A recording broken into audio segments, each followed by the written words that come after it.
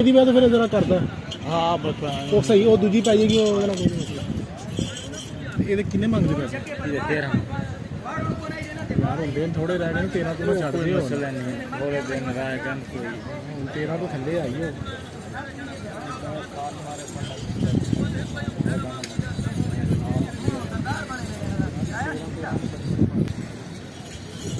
तेरा मंगा है आप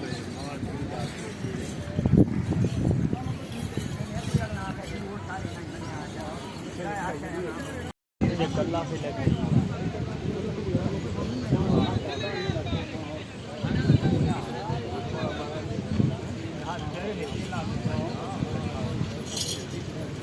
मुँह न करे